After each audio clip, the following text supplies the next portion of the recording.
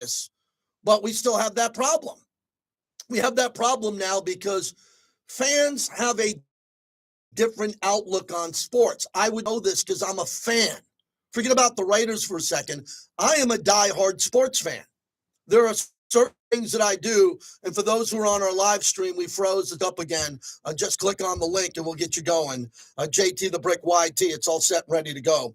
When you take a look at what we're doing here as fans in all the sports, we're all trying to win. But now we're justifying losing. And all I've tried to do over the last couple of months, and I mean months, is to try to remind people that the organization doesn't lose. No one wants to lose. Everybody wants to win.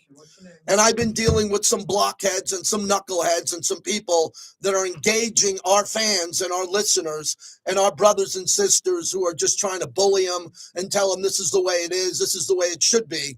And they don't know that they're making no sense and they're letting this into their lives. So that's been complicated because I don't think that world exists in the real world much in public. It only kind of lives online and breeds online. And then there are fans that go to games, and the fans who go to games are pretty upset if the team loses. And I can see, look, if you wanted the number one pick overall, if you did want the number one pick overall, there's no debate. You're not going to get it unless the Raiders trade up for that. And that's concerning because the Raiders were pretty close, really close to just having Shador or Cam or one of those guys potentially as a quarterback. And maybe they can get another quarterback right now. I don't know. I'll say it again. Nobody knows. Tom Telesco doesn't know. Mark Davis doesn't know. Tom Brady doesn't know. So that being said, the Raiders won yesterday, and everybody was really happy and thrilled. Everybody who's involved with the organization. There are fans that want the draft pick, and maybe you go from the first pick to the fourth to the eighth. And if that enrages you and makes you more bitter and breeds hate, well, I don't know what to tell you because that's new even for me. And I've been doing this probably longer than you. So I just don't want to see that happen for a lot of people. I want to see a lot of people have joy and the ability to, be successful and have some fun because it's been very toxic every time the team lost. So I was telling Q Myers, our program director, and who comes on after me, this is the first we both admitted in my career, in our careers, I've been doing this longer than Q, that we're fighting off fans who are upset about winning. Oh, boy. It's a first. I'm telling you, that's a first. We haven't been doing this. I was here for Jamarcus Russell. I had a front row seat. It was nothing like this. Now the team is winning, and guys like Rich Gannon and Eric Allen and James Jones and people who are former football players love it. They're like, this is the best thing that could happen to the Raiders. Why is that? Well, because they're winning, and it's breeding the philosophy of don't quit, play hard for the brotherhood and your teammates, and you win. And that will help the team going forward. And for those who don't understand it, I'm done wasting my time. I'm done. I'm done trying to explain that winning a football game is a bad thing. I'm on the post-game show. I go nuts when they lose.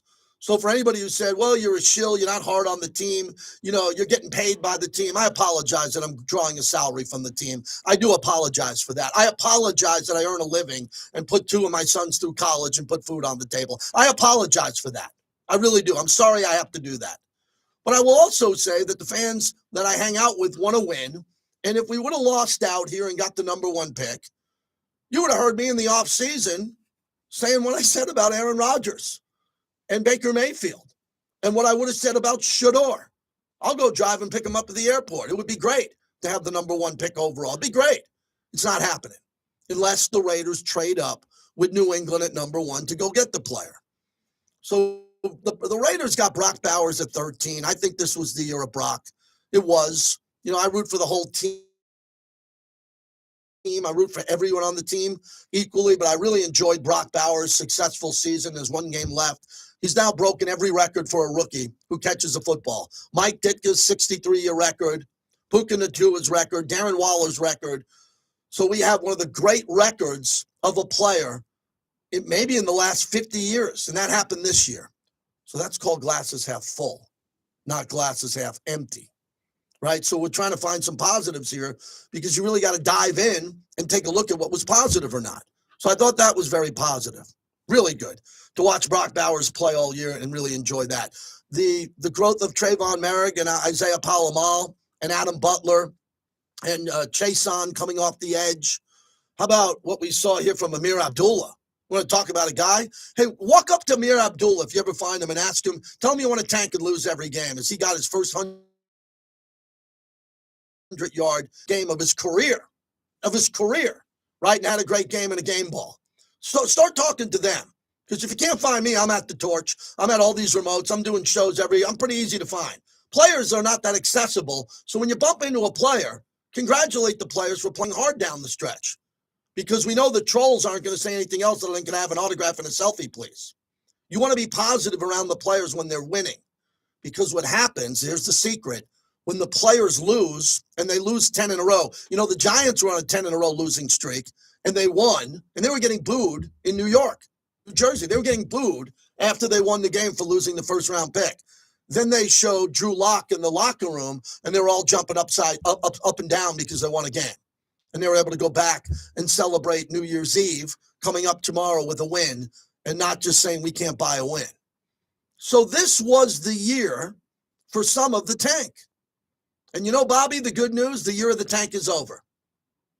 The year of the tank is over. So for those who want to clip that and put it on a website, let me start again so your editors don't have to work hard. 3, 2, and 1. I'm JT the Brick, and I'm officially here to tell you that the year of the tank is over. If you wanted to tank, I understand.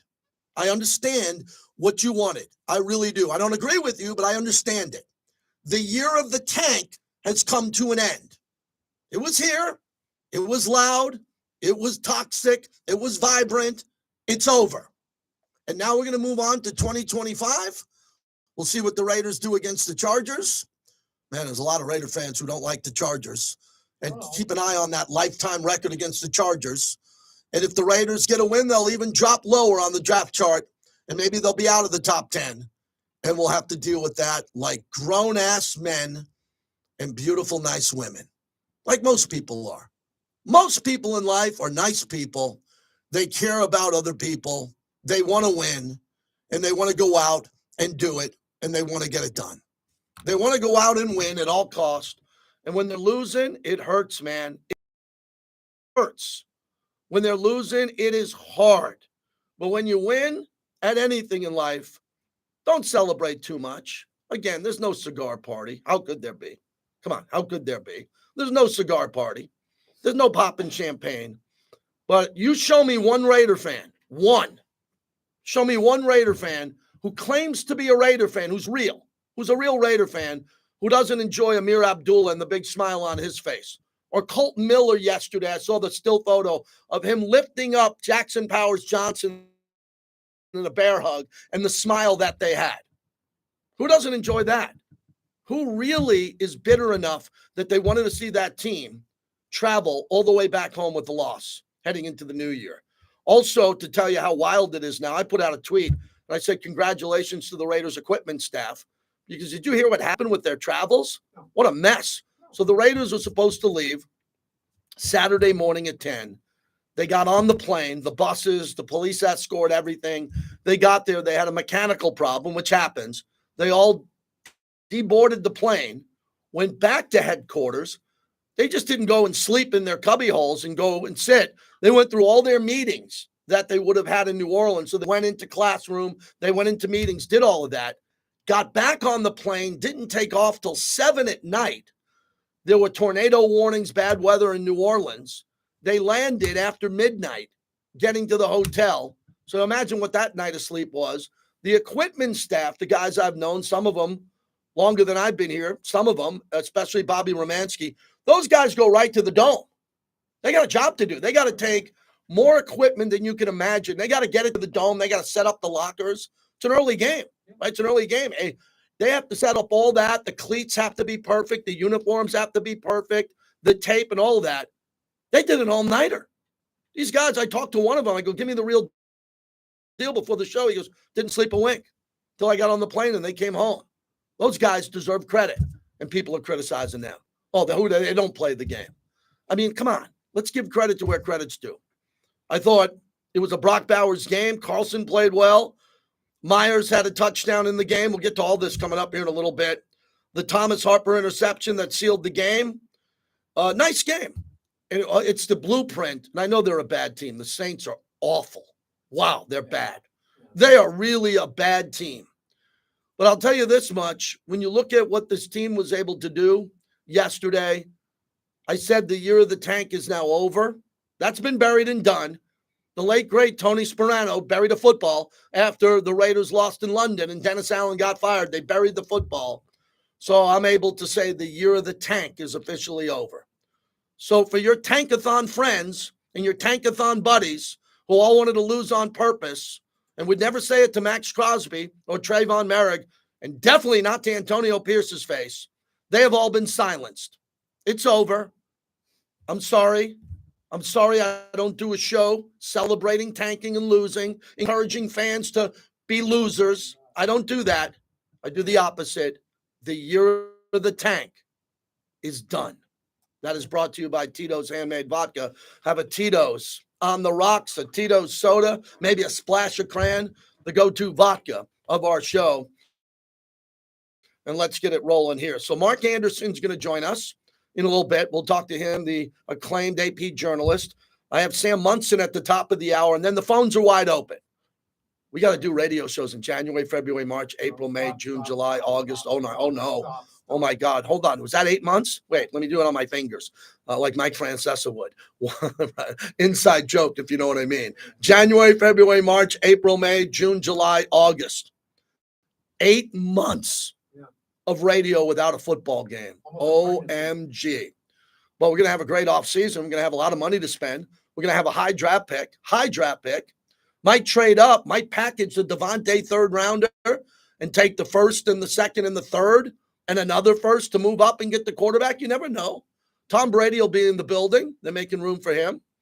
So that'll keep us with tremendous content in the offseason. I'll get away for a bit to get away and keep my brain health strong, and we'll get going again. Tim in Vegas. Start us off, Tim. Appreciate you. Happy New Year. You too.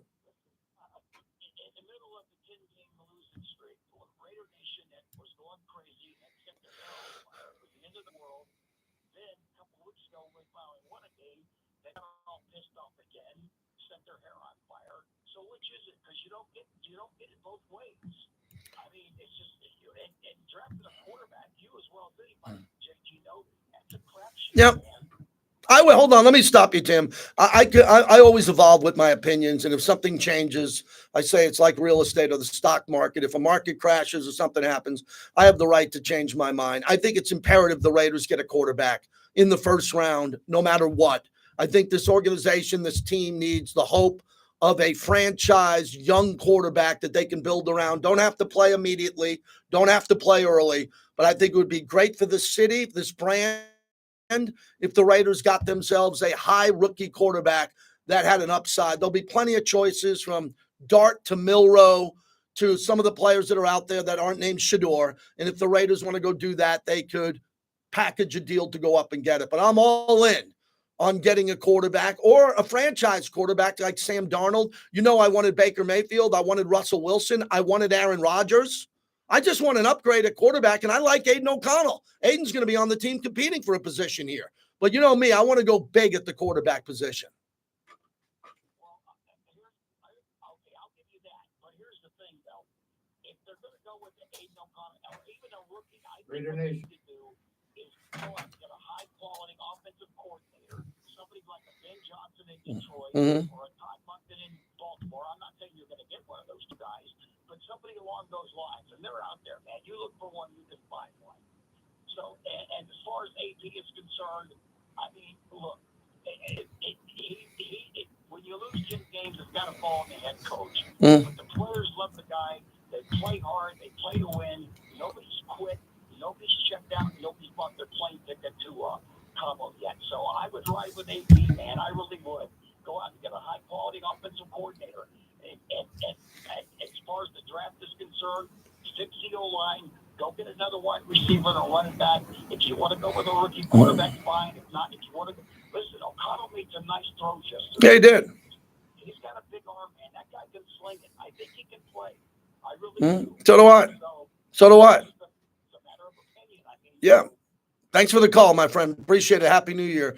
We got plenty of time to go out and talk about what's going to happen in the offseason.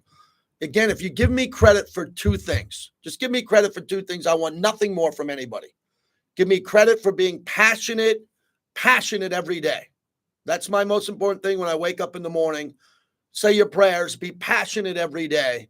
And number two, give me credit for giving you a format to interact with everybody. And again, if you take it the right way and you don't play it personal and don't mock anybody and make it personal, your criticism is highly appreciated and accepted. Others can't understand it because they want to be rude and curse and be angry and fire people. We don't do that here because we're a flagship radio station. It's very simple. But I'm dealing with the tiny small percent of people who are actually very simple and they can't figure that out. For those who can handle this, take advantage of the format. Enjoy the show. Okay? Every day is not going to be perfect. There's going to be ups and downs every day. I'm emotional. You're emotional. It was a highly emotional year. But, hey, they won a game yesterday. A lot of people are excited about it, including myself, the guys I hung out with today. Won a former MVP and won a finalist for the Pro Football Hall of Fame. Man, you don't argue with them as much as you argue with me. Woo! Oh, I'll tell you that. Man, but I'm thrilled to have this platform. We'll jump in the chat on YouTube at JT the Brick YT. We'll talk to the great Mark Anderson, a respected journalist who covers the Raiders next. Yeah, thanks, everybody. I didn't know we were frozen. You know, I'm sitting here. I can't do – we're sitting there. I'm going balls out, and then I'm seeing people saying that it's frozen. Pigs. You're playing it close, huh? You're playing it close, Pig. The year of the shill is over. What does that mean, Pig? You want to elaborate? Because I got a button that could knock you out forever. It's right here. It's a button. I got a timeout, and then I got a leave the site for good. So be careful where you are, my friend. Hey, Chuck, I know there are a lot of scams with online loans. What should people watch out for? These sites look legit. Oh, Daryl Dwayne Bobby says, TJ the Brick and false hopes. I'm done with you. Bobby, what am I going to do to get TJ back? I'm so upset that I'm going to lose TJ. How about fuck him?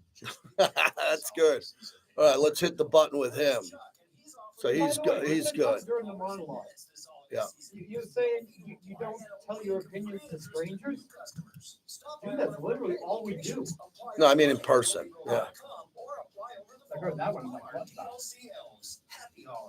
That's all we do. All right, this is going to be Pierce from this morning talking about AOC. Okay.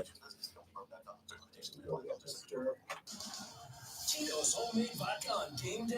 Pour me in, coach. I got this one clown that keeps calling me and hanging out with on the me. couch. Root for your favorite team with your Well, find out what his number is. I'll call him. No matter who's on your roster, line up our lucky jersey. Make Tito's your first round bottle pick. Whose house? Tito's house. Find cocktail recipes for every fan at Tito'sVodka.com. Well, I appreciate you liking the passion. Have a holly jolly December with Chickies and Pete's Burger of the Month, the Pomegranate Burger. This merry masterpiece is Derek D, pigs in a blanket. Festive toppings, arugula, pomegranate Hey, aioli, cheese, and more. All on a Rudolph All right, I red guess that would be Bring about joy a to your minute now, holidays. okay? Pair your burger with a choice of 20 premium beers on tap and catch the game on 50 big screens. See Okay, he's why all Chickies set, Pete's and is this is Pierce ESPN's from this number morning one coming sports back. bar. Visit SaharaLasVegas.com for more info. Yeah. Joe Seafood, prime steak and stone crab. The legendary seafood restaurant of Miami Beach is right on the strip to bring you a true dining destination. Serving USDA prime steaks, quality seafood, and world-famous Florida stone crab claws defined by a standard of hospitality for over a century. Inside the forums at Caesars, Joe's offers guests an experience that is perfect for lunch, after-work cocktails, social gatherings, to late-night dining. From private, All right, let's have a good show. intimate, and large party gatherings. Collectors, Yeah, I'm excited Eric Allen was named the finalist for the Pro Football Hall of Fame, which is going to be nice. Talking to these guys. Your cards and comics to sell, trade, or get your credit. 500 vendors, including gold and silver pawn shop from TV's Pawn Stars. Thousands of dollars in free prizes. Don't miss it. Front Row Card Show, Saturday and Sunday, January 4th and 5th at 11 to 5. For more info, go to frontrowcardshow.com. That's frontrowcardshow.com. Personal injury law has been the same for a long time. Big egos, greed, and sleazy schemes. Big and loud doesn't always mean right. And the conventional mold doesn't define success. Goodbye, false quick buck promises. We've had enough. Welcome to Sam and Ash, the new standard for personal injury law, where things are done the right way, with integrity, experience, and authenticity. Man, we got a lot of demoing a lot of stuff today from me, so I got to knock that all out early, so it's good.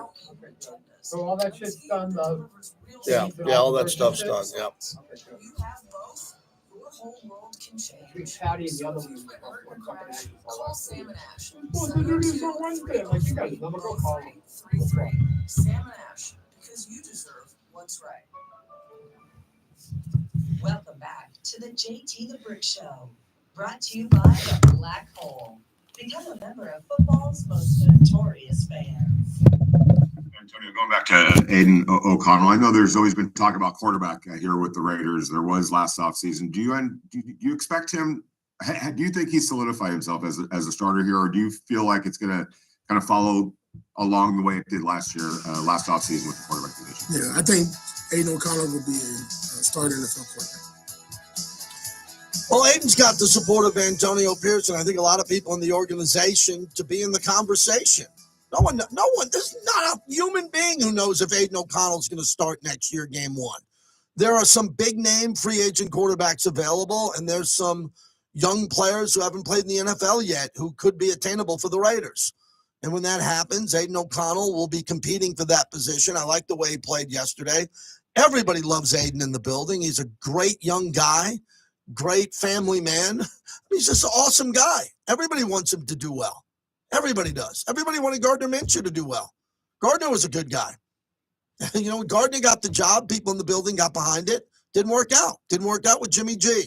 The quarterback is a priority. Mark Anderson, the great Raider insider and writer for the AP, joins us. And Mark, it's been a really up and down season. I want to thank you for all your appearances covering the team and sports throughout the Valley here, man. I hope you're well. Yeah, thank you, JD. Appreciate you saying that. And hope you're doing well too. We are. Thank you very much. So what do you think of this run, the 2-game wins? Obviously, it knocks them out of a top draft pick or top 2 or 3 unless they trade up. And you've been around this team since they moved here to Las Vegas. Do you sense that they're going to probably stay and let Brady look at this from a big picture there? Or do you think they could be aggressive and maybe trade up and it'll calm everybody down? I think there's going to be tremendous pressure and Tom Telesco to make a trade happen.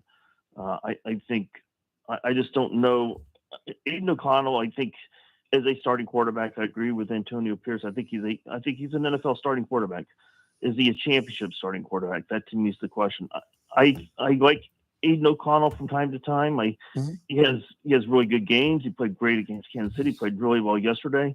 But it just seems like the consistency's not there. Maybe that's not fair to say for a second-year player, but then again, look what Jaden Daniels is doing as a rookie. So, I just think Telesco is going to have a lot of heat on him to try to make a move up, which goes against his history. He doesn't tend to draft up or trade up. I mean, but I think this time, I think there's going to, and I don't think it's just going to be external pressure. I think it's been pressure inside the building to make that happen. Mark Davis clearly wants to win. Tom Brady is coming in here looking to turn things around, and I'm not convinced they think that O'Connell's the guy to do that. Yeah, that's fair. I mean, you're bringing in a lot of new people, and opinions need to change, especially coming off the last 2 seasons and not making the postseason. There should be a sense of urgency, no doubt about that. Mark Anderson is our guest. So then the other big story is with Antonio Pierce going forward. I don't think anybody can deny it. I don't see anybody in the media denying it. that the team plays hard and you're embedded with the team, you get in the locker room and you see that and you're looking to find players with their performance or maybe their body language who have checked out. Where do you think the team stands with Antonio Pierce coming off that New Orleans win? No, I completely agree with you. I mean, you can't deny that they're going out there every week busting their butts. They're playing as hard as any team in the league, and it's the way it's been since he took over, a year and a half ago. So, what that means ultimately, as far as his future, I don't know. Obviously, it's a bottom line business, and again, Brady's input, I think, is the big X factor in this. How much is he going to? What kind of influence is he going to have over whether they stay with Antonio or not? I think Mark Davis is going to listen to him. I do. I think he's going to listen. I think Brady's going to have a big say, and what Brady's going to say, I don't know. But my suspicion, and this is just more of a gut than anything, is I think Brady wants to make a change, and I think Mark Davis will probably listen to him. Mark Anderson is our guest from the AP. As we look at what could happen with the Chargers coming into town with nothing to play for, I've never been a big fan. When I grew up watching football in the 80s, mostly in the 80s, going to a lot of games and end of the season games, there was no such talk of shutting it down because players didn't make as much money as they're making now. So paychecks meant a lot for players, even though if they were shut down, they'd get paid. But I just saw the old era of football as you just played to the end of the year. If you were eliminated by the playoffs, you still played hard. If you were already in the playoffs, you didn't want to lose momentum. Tony Dungy did that one year with Indy, and Indy has never forgotten about it. And I don't think teams like the Steelers and Denver, especially teams that Denver's going to play hard. They haven't clinched yet, but the Steelers are in. And I look around the NFC with the other teams that are in, like the Eagles. They're playing the Giants with Saquon. How have you evolved on this? Sit your players and rest them, or let them keep the juices flowing and play games at the end of the year if they're already in? Yeah, I think the trend is to if you've got a certain playoff spot locked up, I think the trend is not to play your guys. Right. I think the Chiefs, I think they're going to be careful what they do. But if you mentioned the Steelers, I mean, they're still hoping to get the divisional title, so they got something to play for. So I think like the Chargers coming in here, I think they're still kind of, I don't think they have a spot locked up exactly. Obviously they're the playoffs, but they could, their seeding isn't solidified. So I think they're coming in with something to play for. So I think that's largely what it is. It's not just so much if you're in the playoffs, where are you in the playoffs?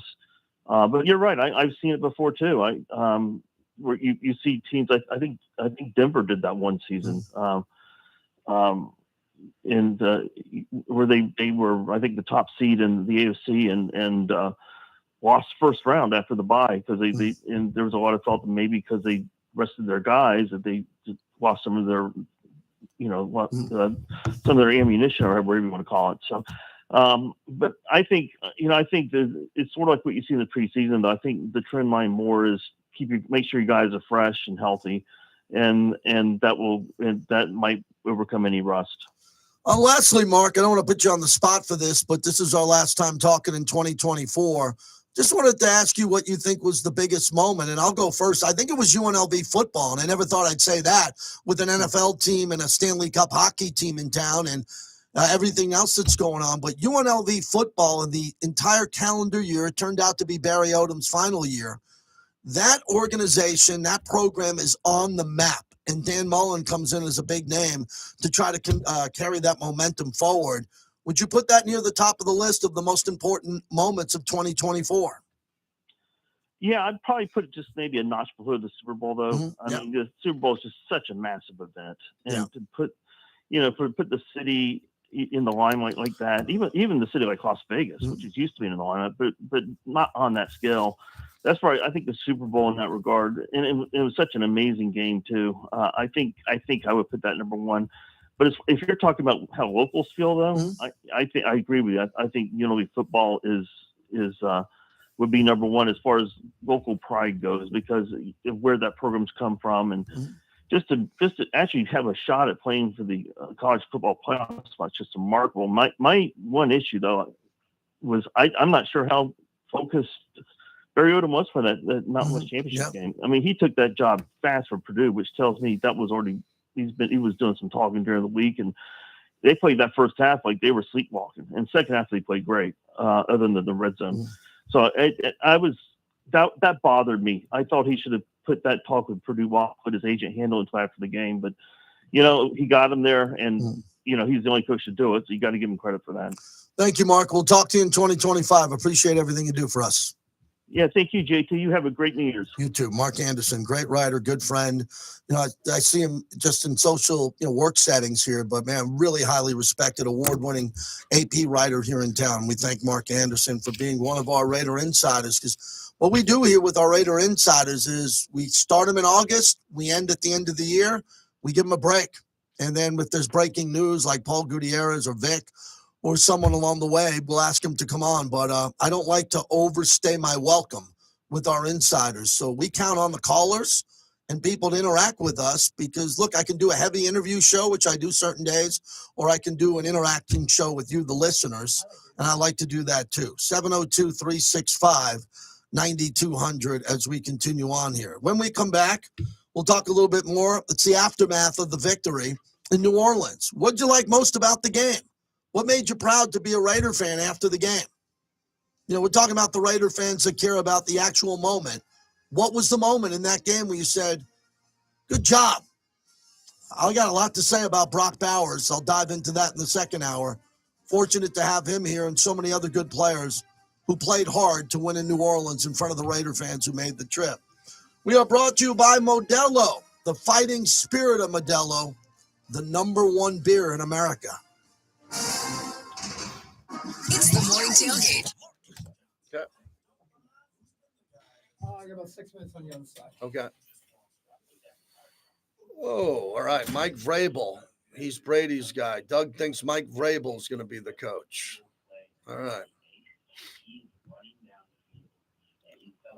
I don't think Sanders would be a third-round pick in last year's draft. If Shador came out, he would have went late in the first round, mid to late in the first round. That's why I like this Jalen Milroe guy a lot from Alabama, man. He has the same look as Lamar Jackson.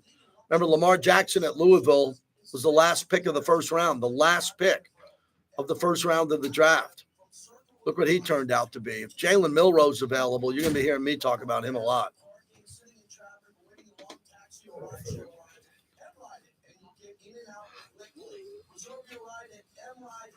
Oh. You want to do a bit on Bowers coming back? Yeah. Because he did a post game. I'll play one of his cuts. Okay.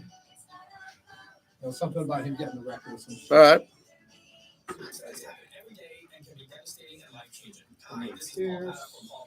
Motorcycle accident, or slip and fall on commercial premises. If you are injured due to someone else's negligence, our team of expert injury attorneys will focus on you and your case and help you get your life back on track. Remember, it's not Anybody doing anything wild for New Year's? Anybody going crazy?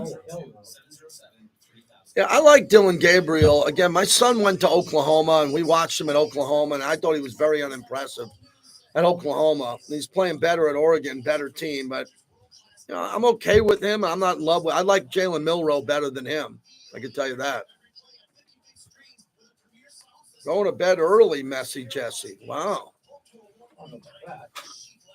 Now, people who say, How about you know something, by the way? I know you're a busy guy and all that shit.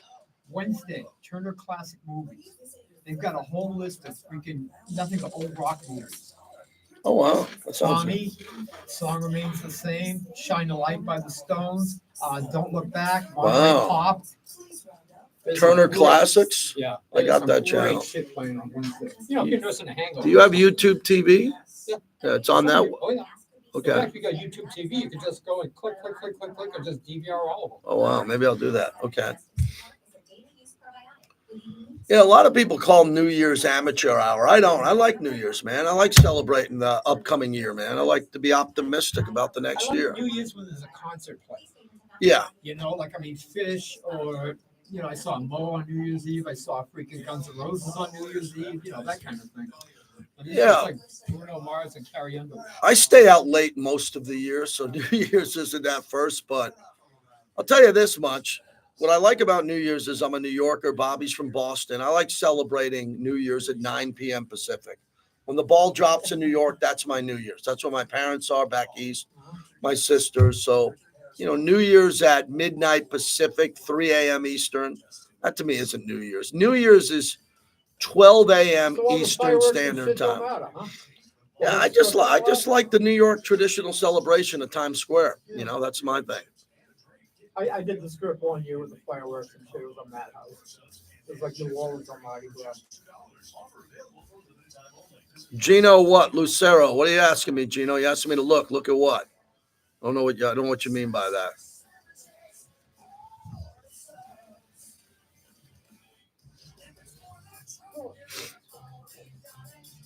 Hey Vegas, at For the Truck, we always offer our first responders and military a 10% discount. Are you ready to take your truck to the next level? For the Truck is giving everyone 10% off all Line-X frame bed liners. And remember, gift cards are available at For the Truck.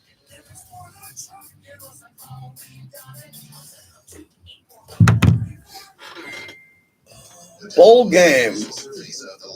Trans-Perfect Music City Bowl.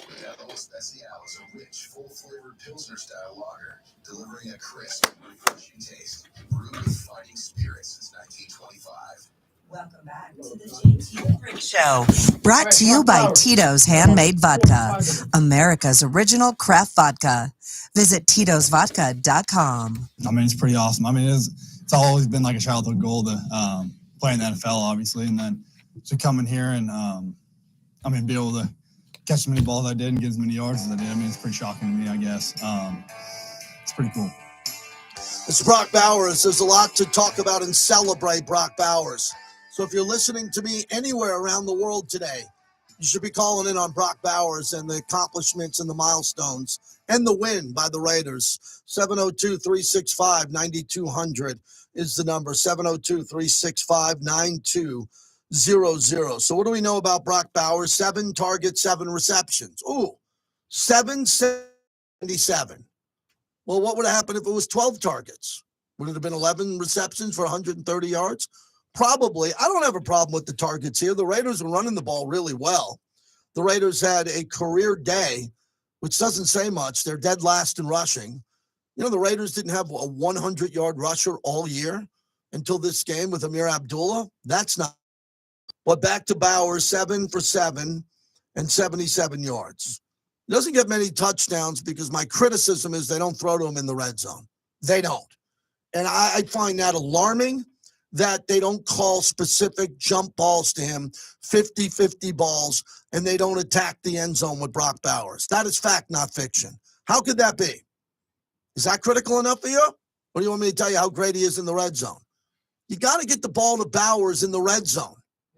That's nice when Trey Tucker catches the ball, and Jacoby Myers had an unbelievable start and stop move for a touchdown. I'd like to see more targets to Bowers in the end zone. To have a year like this, he had a year where he passed Puka Nacua for most receptions by a rookie in a season. He passed Mike Ditka for most receiving yards by a rookie tight end, 63-year record. And he passed Darren Waller for the most receptions in a single season by a Raider in franchise history. That is tremendous. And he was the 13th pick overall in the draft. So as I said, the tankathon, the tanking season is over as of today. According to the Bricktator, it's over. No more tanking talk. It's over. Too late. What about Brock with the numbers that he put up? And I think going forward, it's going to be very important that this is the baseline. I don't think he's going to do this every year. There might not be a year where he gets over 100 receptions. Okay, but he could be close every year, and he can have a season that's better. This is rookie season, and he played with Gardner Minshew, Aiden O'Connell, and Desmond Ridder. It's not like he was playing with John Elway, Joe Montana, and Tom Brady. Where would the numbers be there? So I think if you look and react to Brock Bowers and the importance of the pick at 13, would you go back in the hot tub time machine and not have Brock Bowers and have Jaden Daniels? Well, I think most Raider fans would say yes. They take Jaden Daniels. But that's not going to happen. So enjoy Brock. You got Brock Bowers. You know how many teams passed on him that would have wanted to take him? Not the Washington Commanders. The Bears. No, the Bears wanted Caleb. Michael Penix, who looked pretty good, went to Atlanta. But they had Kyle Pitts, so they didn't need Brock Bowers. But he went to Georgia. That would have been a good fit. What if the Jets just would have took Brock Bowers? How great would that have been for Aaron Rodgers to have Brock Bowers all year long? Brock Bowers would have had Aaron Rodgers as a quarterback. The Jets didn't want to do that, and the Jets had a terrible season. The Raiders had a really bad season when it comes to win-losses. But Brock Bowers was amazing. You'll hear it later in the week. We had a really deep discussion with Rich Gannon about what he does right. And the key to what Rich said is he didn't hit the rookie wall because he played at Georgia in such a high-end program. He was just fantastic, so he didn't get tired because they played in bowl games. They played national championships. So when this young man was here at week 14, 15, 16, you notice he didn't hit the rookie wall. His cardio's great. His physicality is very important. He could do it all. That's important to Brock Bowers going forward. Now, Brock won't play in the postseason like Travis Kelce and some of the great tight ends that are still involved. So he'll have the whole season off to train and get better. But he played all these games for the Raiders. He blocked. He ran the ball on jet sweeps, and he had a brilliant season. So happy for Brock Bowers and his mom and dad, who I met before I met Brock. When we introduced Brock to the team, I was backstage, and his mom and dad came up to me, and we had a beautiful conversation. And we were talking about Napa because the Raiders training camp was miles away from where Brock grew up. And we had a good conversation about just Vegas, and I told his mom, if there's anything we could do to help. My wife knows this town really well as a teacher here over the years, and they couldn't have been kinder to me. And you could just tell they were really nice human beings, and they raised a great kid. And the kid's fantastic. The young man, Brock Bowers, had a brilliant season. So let's take that as a positive going forward, and how to get him some more help. That would probably be the offensive line. Ooh, Lincoln Kennedy gave me a good one in the pregame. He said he thinks the Raiders need 3 new offensive linemen in the offseason. That moment almost broke my Twitter at JT the Brick when I tweeted that out. I don't know how many. I know they need at least 2. They're going to need help in the interior because they're getting blown up and thrown backwards on some goal line stuff. That's got to be fixed next year. First hour is down. 1 more to go. Sam Munson will join us. We're brought to you by Grimaldi's Pizzeria, where my son the other day brought home a pepperoni calzone. Oh, my God, with the extra marinara sauce. Grimaldi's, the best pizza I've ever had. Congrats to the UNLV Rebel football team. Yep. All right, everybody, I'm going to keep it here for another segment with Sam Munson. He's our insider from the 33rd team, so you can hear that. We take that interview and I play it on my Mad Dog show at night. That's how we book him. We double dip him. He's a really good guest.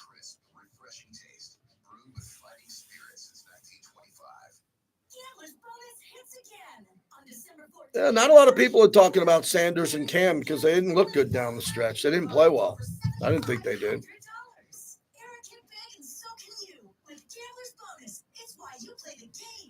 Boyd Gaming is the official and exclusive local casino partner of the Las Vegas Raiders at Allegiant Stadium. Bring your friends, have some fun, but always bet on black. Visit their 10 casinos across the valley. Don't let the game get out of hand. Please bet responsibly.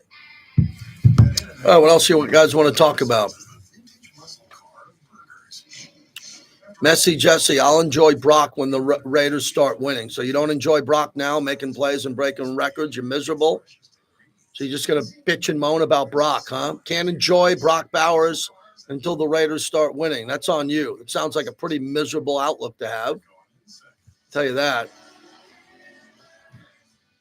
Big D, this chat must entertain you, man. I'll tell you, it entertains me too. It's a team sport. Yeah, well, some guys on the team are better than others. The concrete in our buildings, the solar fields powering the economy, and everything in between to work safely. I don't remember that, Pigs. I don't remember you chiming in about Brock Bowers, so I'll push back on that. Yeah, Messy Jesse, we know the team's losing. So what do you want to do? What do you want to do about it? You want to take off and join us back in August? Come back in August, and then in August we'll talk about maybe winning. What do you want us to do? You want us here to talk about Brock Bowers and a win, or join you in the misery complex? You tell me what you want to do.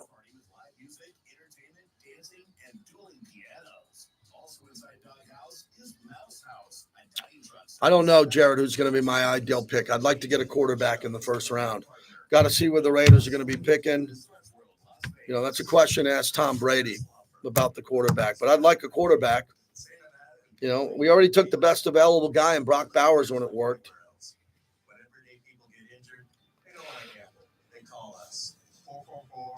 Oh, I'll be right back. It's the same bus the players use, so you can ride like a pro. M-Ride will take you round trip from Circle of the Palms to Allegiant Stadium or T-Mobile Arena. No more hassle parking, sitting in traffic, or waiting in long taxi or rideshare lines. M-Ride it, and you'll get in and out quickly. Reserve your ride at mridelb.com. Use promo code BRICK. That's mridelb.com. Promo code BRICK. Are you looking for a better job with better pay? How about your buddy or even your spouse? Then steer yourself to Truck U CDL Training of Las Vegas. Now through January 17th, bring a friend or your better half and get 50% off the second tuition on CDLA training. Truck U offers convenient classes, personalized attention, and job referrals. This offer is only good through January 17th. Cash or credit. Go to truckulv.com today and drive your way to a new career with Truck U. Hey, Tyler, I got to see the Sam Monson. You'll get tough out there. You want to hold on or car back? The Las Vegas Raiders at Allegiant Stadium. Bring your friends, have some fun, but always bet on black. Visit their 10 casinos across the valley. Don't let the game get out of hand. Please bet responsibly. Raider Nation. 920 AM, part of the Las Vegas Sports Network, KRLV Las Vegas. Welcome back to the JT the Brick Show, brought to you by the Casa Verde Law Group. If you get injured in an accident, call 702-222-9999.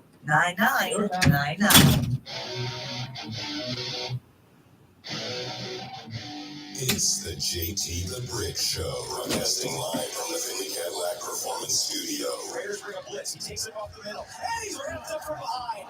Max Crosby. We're on now. Black home to sound off for over 25 years.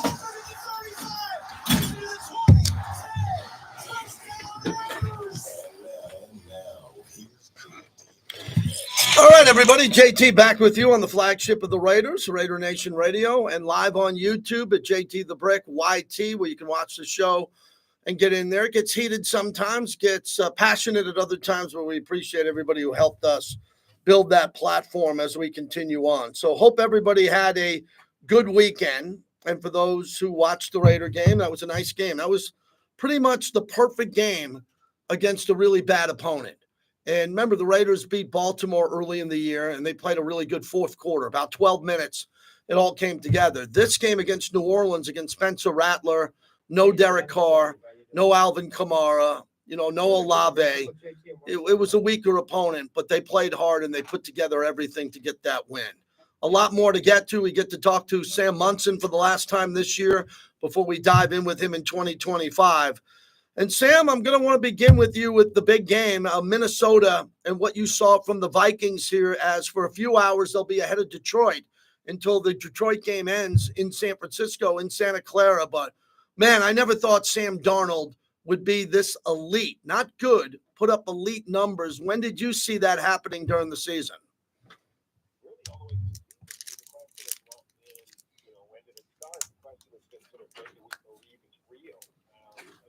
Couple of weeks, we were all kind of the break, kind of seen that before from Darnold over a 3 or 4 week stretch. It just always evaporated, and then it never did. It just continued at this level, really all the way through the season. And from Minnesota's perspective, they were dominant early in that game. They were clutch late in the game. They made the plays when they needed to, and it's just, how much should we be a little bit concerned over what happened in the middle, where they kind of let a 17-point lead evaporate, enough for the first time this season. So I think they've been really impressive, but a couple of instances where they've let a game become competitive when it shouldn't happen.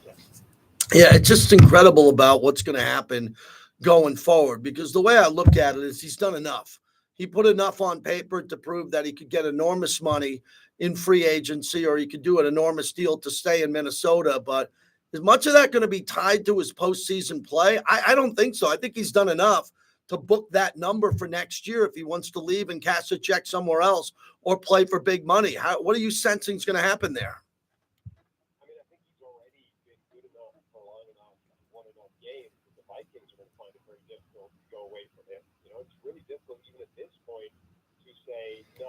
okay, we're going to turn the keys over to J.J. McCarthy. Thanks for everything you've done this year, Sam. They're going to need, I think, to keep him around, and every win makes that more likely. Every win makes it more difficult for them to go away from him, even knowing they've got McCarthy waiting in the wings at some point to take over. All right, let's move on. What do you think of Green Bay's performance and the fact that they're not beating the elite teams, but they're beating everybody else?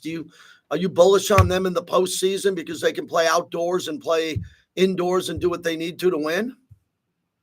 Kind of the reverse of the Vikings. Mm-hmm. They were overmatched for a lot of that game, but the second time against Minnesota, they did come back. They did make it tight. They did cause problems. Their defense, I think, is very good. I think they're a really well-rounded team. I'm just not sure they're truly elite the way some of the other teams in the NFL are this year. I think they're very good everywhere, but they might not be amazing. And if they don't hit a top end of their range of outcomes across the board, that's how you fall short against a team like Minnesota. Let's get to the train wreck, which was down 33 for the Jets and Aaron Rodgers. I don't give him any heat for wanting to be out of the game late. There's no reason for him to potentially aggravate an injury and get hurt heading into the offseason. What do the Jets do with him in that last game, and what do you think his exit strategy is going to be?